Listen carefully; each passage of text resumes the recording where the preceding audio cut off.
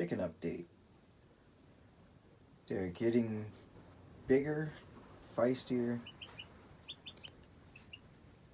and little poo-poo. And they're just a joy to have around. So the black one here is being the most interesting one. So the red one has become really attached to the black one, where the black one has become really attached to me. If I sit here,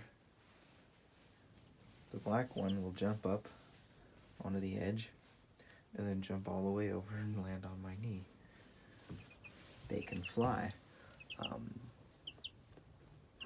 Yeah, fly pretty well. The red one can't fly.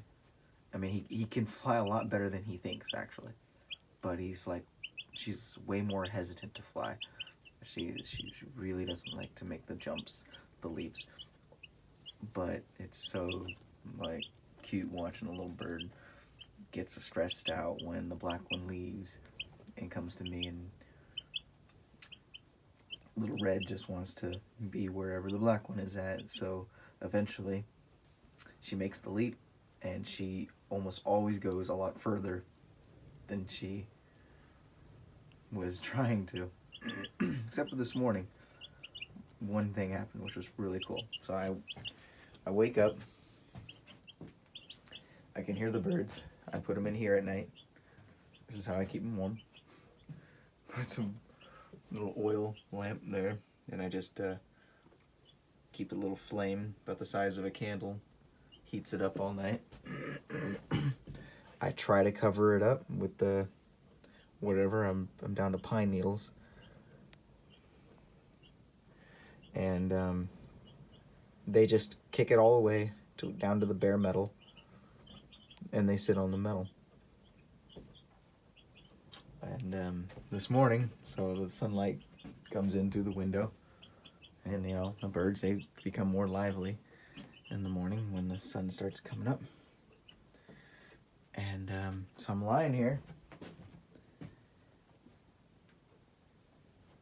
and that's definitely not high enough to keep them in there.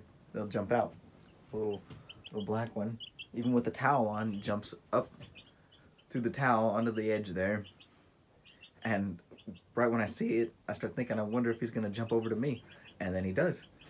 And he jumps and makes this leap from the top of the can over the dog and lands right on my shoulder. And it was pretty cool. And he just snuggled up.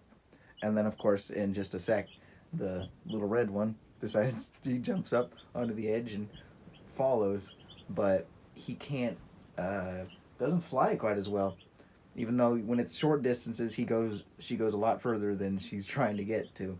From here, she actually flew and landed right at the edge of the bed on top of the dog, which kind of freaked the dog out. Dog jumped off the bed. Chicken jumped off the bird, jumped off the dog, and made its way up there to me, onto my shoulder too.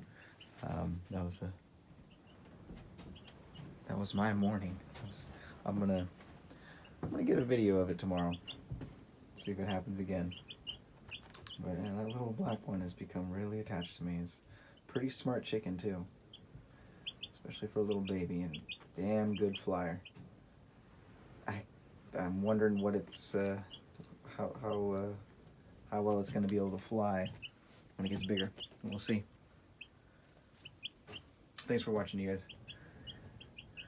Oh, and yeah, the dog's fine too. He keeps going after actually the poison I put on the ground over there, because that's where I'm having. That's that same harvester ant pit that I've had trouble with since I first moved here, and I put my tent there. Yeah, this is where I had my tent originally when I first moved in, and yeah, there's a harvester ant nest right there, and I found the dog puked up all the poison, all the ant poison over there, and so I grabbed a shovel and scooped what was left of it and put it over here. So it's actually kind of working because I haven't seen any fire ants coming up. But yeah, and then he keeps going over there and sniffing at it and licking it and like he's trying to eat it again, and then he starts drooling again every time he freaking eats it. So I tried to rub it into the ground a little bit, but still he's freaking. There's a little punk right now, but I don't see their. There it is. Grab some puke pellets. Alright, you guys, that's all. Thanks for watching.